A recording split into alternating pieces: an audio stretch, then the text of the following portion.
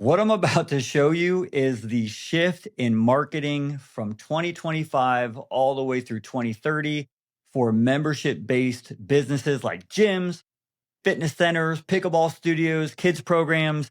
If you're not paying attention to what's happening right now in the marketing space, over the next 5 years, you're going to get left behind. So watch this all the way to the end, and I promise you, you will get more leads, more volume, and more membership sales than all your competitors, guaranteed. So let's go ahead and jump into it. What are we talking about today? Well, the first thing I want to talk about is your understanding how to market to your total addressable market, TAM, right? And I'm going to walk you through a bunch of different things here that are going to help you get a better picture of what's happening. So many of you are saying things maybe as a local business that sells memberships like, lead performance isn't what it used to be, or our lead volume has been down or cost per lead is going up. There's a reason for that. There's a reason for that. And I'm going to teach you exactly why that's happening to you. Okay. So let's start off with this. So let's pretend this is your local business, like a 5-mile radius or so around your business. And 100% of your total addressable market, let's say there's 100,000 people in that area. We're going to use fitness as an example. We'll use a gym, right?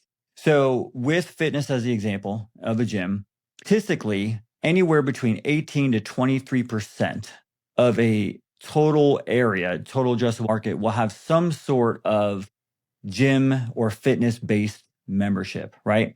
So we're going to say 25% just to keep the numbers easy. So 25% will have a membership. That's approximately 25,000 people in this case, but only 15% or so would be a member at your facility, because that 25% is split between all the other fitness centers. Now, 15% could be very aggressive. It depends on how, I'll show you in a minute. We're about to get there on the differences on what this 15% or 5% or 21% would look like, right? So the first thing you understand, total addressable market, you only have a fraction of that market that will actually be a member of your gym. And then within that, you have a percentage. Okay, so this is really, really interesting, and nobody's really talking about this. And I want you to pay close attention. I'll do my best trying to explain this. So TAM, your total addressable market, is highly influenced by price and by niche, right? Okay, by price and by niche. What do I mean by that? On the left side, you've got the price, high price right here. This is your top tier. This would be like your studio or your premier type memberships where you're well over $100 per month, maybe even closer to $200 per month or more. Here, you've got all the way down to like your $10 a month. Then you've got your niche, and then how wide it is. The more niche you are, that is also a slider that we can play with. So a really small TAM within the small TAM of fitness, an example would be like a UFC gym or a D1. Okay, let's talk about why. A UFC gym or a D1 both have pricing that's around $150 a month, give or take, up to $200 a month. So it's on the higher price side for the fitness industry, but it's also very niche. So think of a D1. Their primary target demographic is youth athletes that are either in middle school, high school, and maybe some college. That's their primary demographic. That's very niche. So that is a niche within a niche. So you've got the fitness niche, you got the gym niche, then you've got the niche within the niche. You're catering to a certain demographic. UFC gym, same thing. So this is going to be more male dominant. This is going to be people that are into UFC fighting or mixed martial arts. And so the brand is very strong and has a good magnetic pull for that, but the TAM is very small because of that. Now, let's go the opposite over here, the biggest TAM. This is where you have low price and the widest audience. This would be like a Crunch Fitness or a Planet Fitness. And actually, those two are very different. I'll show you how. Crunch Fitness caters to the serious gym goer that's very serious. They're pretty consistent. They show up all the time to the gym. Where Planet Fitness is the opposite of that. They're even more mass market because they're catering to the people that are going to go to the gym twice a month. And they're not really on a strict diet. They're just trying to be active and go to the gym once in a while, right? The quote unquote casual gym goer, is who they're targeting. So with that being said, they have the biggest TAM of all. So that would be another example. Now watch this. The medium TAM on here, on these two sides right here, these two quadrants, you have the widest, which would be a medium TAM, but they're also higher priced, would be like an athletic club, a higher priced $100, $200, $300 athletic club, huge facility. They have pools and basketball and racquetball and pickleball. They have steam room and sauna and restaurants and like all this stuff under one roof. So it's a really, really, really wide audience, total addressable market, but the price is where their TAM shrinks down from biggest to medium, right? And so their TAM is right here. So an athletic club would be an example of that. And then lastly, a medium TAM here where they have a lower price, maybe not as low as the $10 a month club, maybe like $30 a month, but they are more niche, would be like your boutique gyms that are maybe like 5,000 square feet. They're $29 a month, but it's like an Anytime Fitness. And Anytime Fitness doesn't have a lot of group fitness classes, or they automate their group fitness classes over a screen. They don't have all the bells and whistles, but they have a large selection of fitness equipment. So they have a little bit wider niche, but they're still in the more niche group and they're lower price. So that would be an example there. Now, let's walk through what that looks like membership wise. A D1 or a UFC gym are typically sub 500 members, anywhere from 150, 200, 300 members, maybe 400 or 500 members. The biggest TAM, a Crunch or a Planet Fitness, will be between 5 and 10,000 members. Okay, super high volume. Hey, real quick, if you're getting some value out of this, hit the subscribe and let's get back to it. Medium TAM athletic clubs, you're typically in the mid thousands, 2,000 members, somewhere around there, 2,500 members. And same thing here for the Anytime Fitness, you're typically around 1,500 members, maybe 2,000 members, somewhere around there. So you can see how your total addressable market is impacted based on price and niche. Okay. All right. I'm getting somewhere with this. Stick with me. I'm getting somewhere with this. This is important. This is where we get to the good stuff. So how does that affect your advertising? Okay, well, no matter what your TAM is, I want you to realize the size of it, first of all. But no matter what your TAM is, I would say most local businesses are overly fixated on marketing to the 3% of this entire funnel. What do I mean by that? At any given time throughout the year, it fluctuates. It can be as high as 5% maybe during January or back to school, but any given time throughout the year, only about 3% are really ready to pull the trigger and are actively shopping for fitness memberships and are ready to join. So you're running a join-based offer all year long to that 3%, 3%, 3%, 3%. And what happens is that pool gets smaller and smaller and smaller because you're never feeding the top of the funnel, okay? So you're trying to poach competitors, members. You're trying to get people that just moved into the area. You're trying to get people that just had a lifestyle change or just entered into their career. Now they have more expendable income, whatever.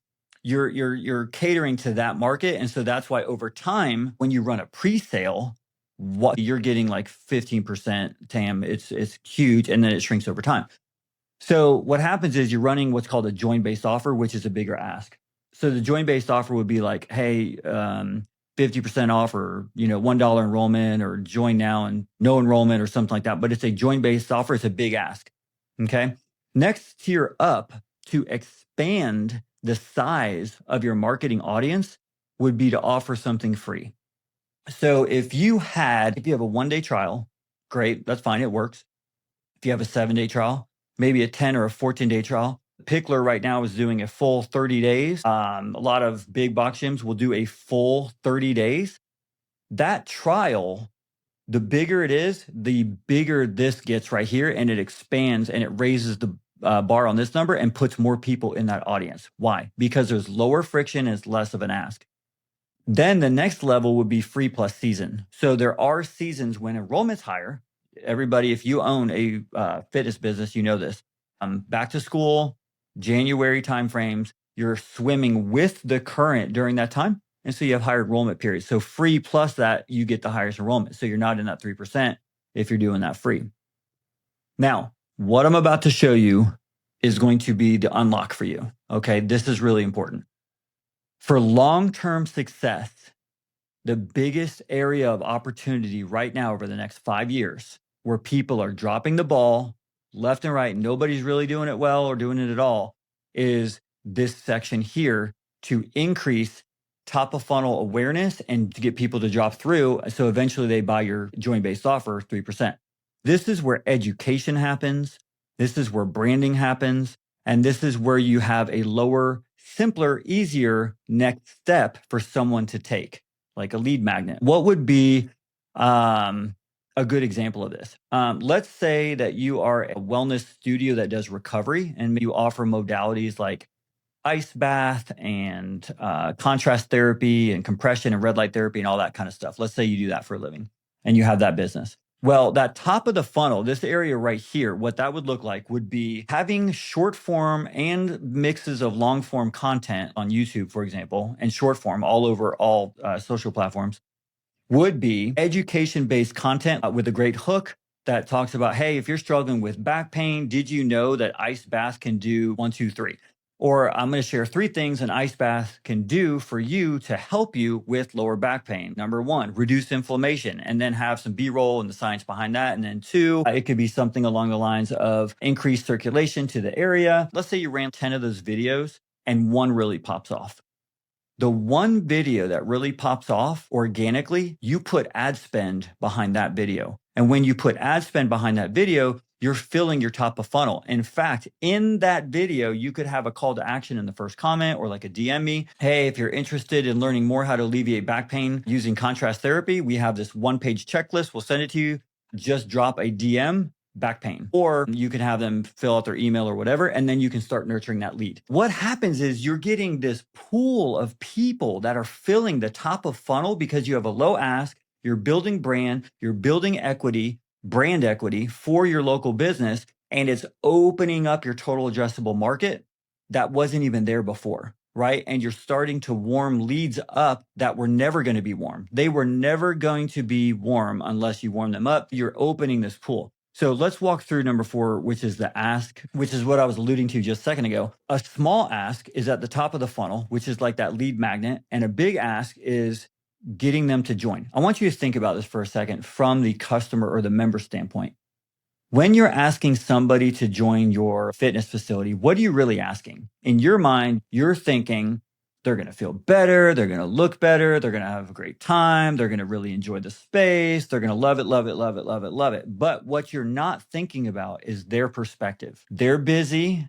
They're going to have to get to your facility 2-3 times a week. That's going to cause a schedule change. Financially, it's an investment. So now they're going to have to invest. If they're looking to lose weight, then they're going to have to consider changing their nutritional plan and how they eat. And that's a big ask. You got to realize what you're asking. You're asking them to make a lifestyle change, to make a calendar change, to make a nutritional change. And all these changes are such a big ask that people procrastinate, put it off, put it off, put it off. So how do you get them there? The small ask. You warm them up, you educate them, you train them. They start learning all the benefits. You start creating an itch that starts to itch so bad they have to scratch it. Because they're like, you know what? I am so tired of this back pain. I am so tired of being overweight. I'm so tired of the way the clothes look. I've been seeing all these videos from this gym down the road, and it seems super interesting. They know what they're talking about. I'm going to go see them. That's when that happens, that light bulb moment. So let's walk through one more thing here, which is really important for you to understand. Let's look at your total addressable market. If you have that 100,000 people in your 5-mile radius, let's say, and your TAM, remember the quadrants, let's say it's 15,000 people that are potential for joining your facility. You would only have in that 3% about 450 people at any given time that are eager and ready to join, that are actively shopping. So when you're running these 3% offers every month, all year long, every single year, that 3%, you're killing those 450 people. Yeah, sure. It's a little bit dynamic. There's people coming in and out of that. If they joined, they come off that list, and then a handful of more people come into that. So you want to keep capturing that. I'm not saying don't ever run that. I'm saying you should run that lead gen. You should run that, but you can't kill that to death and beat the dead horse with just this 3%. So if you open it up to the free and the free plus season, and then you add the awareness aspect to it with the lead magnet, or you have a smaller first ask and you're educating and building brand in your market, what's going to happen? You're going to take this number and triple it. That 450 becomes like 1,500. Then if you go to free, it becomes several thousand. So what's going to happen is your lead flow is going to go up over time. Your cost per lead is going to go down over time. And your conversion rate at the point of sale is going to go up by 2 to 3x. So many local business owners, I love you guys so much. I've been there, I've walked in your shoes, but you don't have a lot of strong sales experience maybe, and the leads are coming in your door and they will buy, and you're missing those opportunities because you did not properly warm them up. You did not build the right relationship. You did not build the value. The value gap wasn't there. They saw this much value. They didn't want to trade their time or their money. They need to see this much value.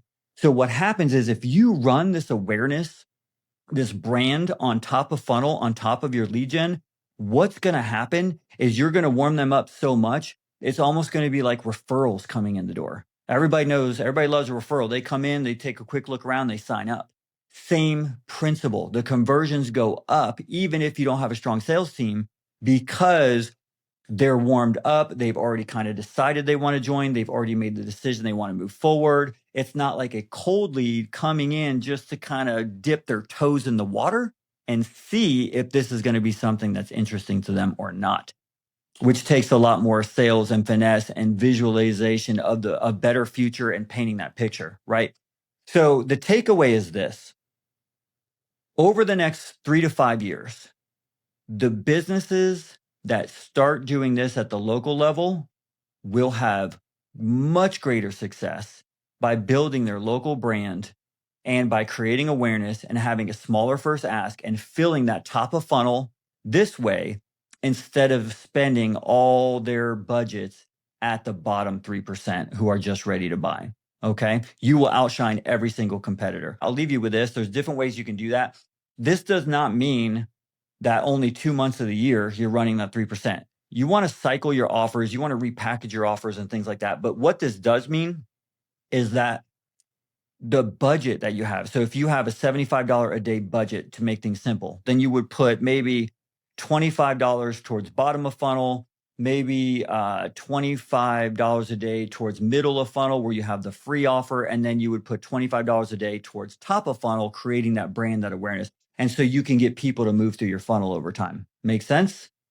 The algorithm is getting really good, guys. Really, really good. So what's going to happen is it's going to know who to show your videos to. And pro tip, remember I said, post this stuff organically. And the one that automatically does well, say 1 out of every 10 videos does really well. Take that one, put ad spend behind it, and you will get so many eyeballs for pennies. And that will turn into middle of funnel and bottom of funnel. Appreciate you watching the video all the way to the end. I hope you crush it in 2025 and beyond, all the way through 2030. And we'll see you in the next video.